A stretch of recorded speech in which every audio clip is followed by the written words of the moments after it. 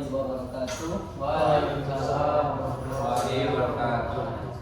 Baik, pada kali ini sama-sama kita akan mendengarkan pemaparan dari proposal mahasiswa kita ini, Saudara Muhaimin Ikram Susanto.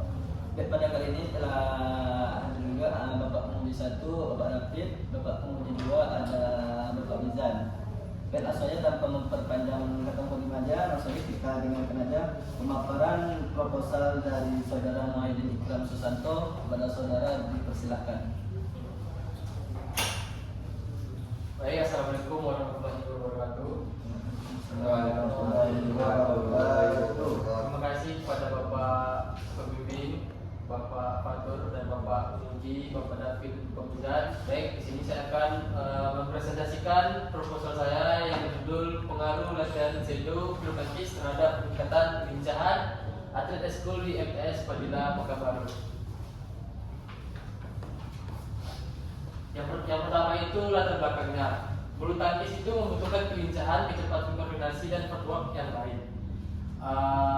Saya melakukan observasi dengan sampel 15 siswa eskul. Dari 15 itu hanya dua siswa saja yang memiliki footwork yang baik. Kemudian latihan Sendo dapat melatih footwork secara sistematis tanpa shuttlecock. Penelitian terdahulu menunjukkan Sendo dapat meningkatkan kelincahan dan keseimbangan. Masih sedikit penelitian pada atlet usia sekolah, sehingga ini menjadi dasar dalam penelitian proposal saya.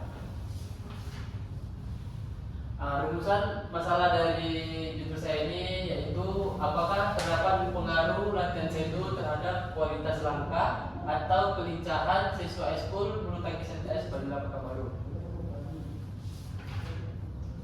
Tujuan dari penelitian ini untuk mengetahui latihan Sendo terhadap peningkatan kualitas langkah atau kelincahan atlet eskul bulu tangkis di MTS Fadilah Pekanbaru.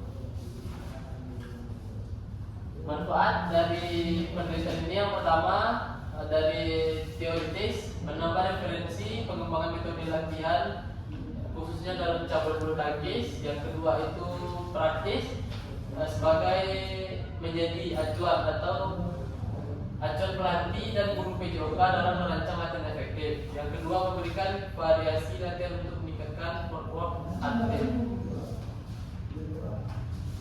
Definisi operasionalnya pertama yaitu adalah latihan Sendo bulu tangkis, latihan teknik dasar tanpa shuttlecock, menirukan pola footwork ke 6 arah lapangan untuk meningkatkan kelincahan, keseimbangan, koordinasi dan movement, memori dan kesiapan fisik atlet.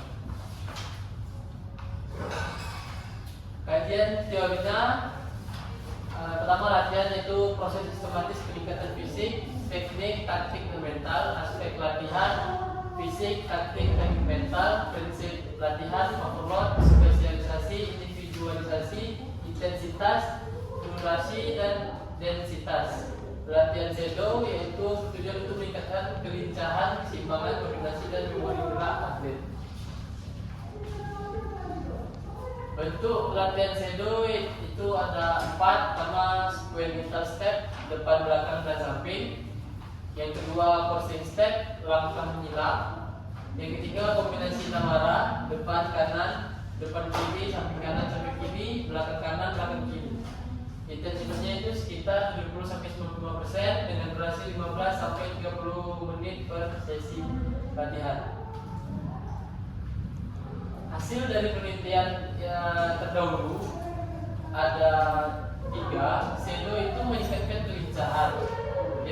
Yang kedua meningkatkan signifikan pada Illinois Agility Test. Yang ketiga meningkatkan koordinasi dan keseimbangan atlet. Kesimpulannya, Sendo sangat efektif untuk pemain usia remaja dan usia pemula. Kerangka berpikirnya pertama observasi, pretest, treatment atau latihan Sendo, post test, analisis, menilai pengaruh latihan Sendo terhadap kelincahan atlet. Hipotesis penelitian terdapat pengaruh latihan Sendo terhadap kelincahan atlet bulu tangkis di MTS apabila perlu.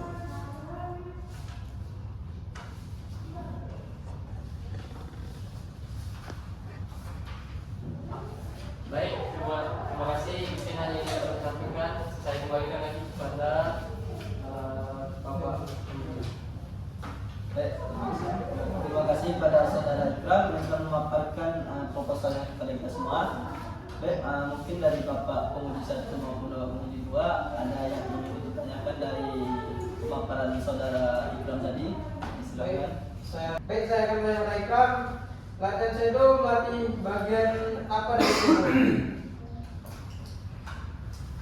Baik, terima kasih kepada Bapak Izan. Jadi latihan shadow ini yaitu melatih khususnya pada bagian kaki yang berfungsi. Kalau untuk atlet badminton itu latihan shadow ini berfungsi untuk meningkatkan kekuatan footwork langkah pada saat pertandingan atau latihan. Yang kedua yaitu sebagai latihan untuk meningkatkan kelincahan atlet Bapak.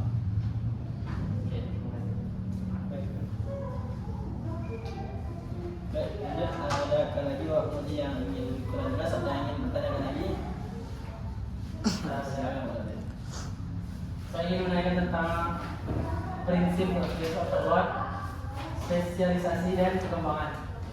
Terima kasih kepada Bagaimana hubungan prinsip overload, spesialisasi dan perkembangan yang menyeluruh dengan adaptasi muskular yang terjadi selama latihan shadow sehingga meningkatkan kelincahan dan footwork atlet. Baik, terima kasih kepada Bapak David. Tadi Bapak tanyakan apa hubungan overload terhadap latihan shadow kan? Overload spesialisasi dalam pada perkembangan latihan shadow. Jadi prinsip overload itu adalah latihan yang lebih beban kapasitas atlet. Jadi dengan beban yang lebih latihan yang lebih keras lagi pada setiap harinya itu akan meningkatkan performa footwork atlet tersebut, sehingga dengan latihan shadow yang dengan intensitas tinggi menyebabkan atlet itu akan mendapatkan kelincahan dan koordinasi gerak tubuh yang baik. Terima kasih Bapak. Baik, ada lagi dari Bapak penguji yang ingin dipertanyakan atau yang masih belum jelas? Pas. Tinggal tanya kan? Iya.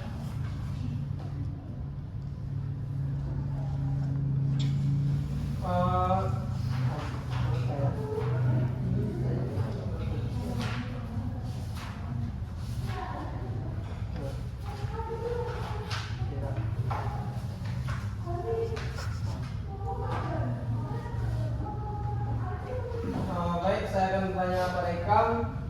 Mengapa kamu memilih pretest dan post-test sebagai teknik pengumpulan datanya?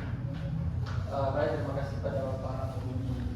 Jadi mengapa saya mengambil post test dan pretest itu karena adalah metode yang menurut saya paling gampang untuk digunakan dalam penelitian saya kali ini, Pak.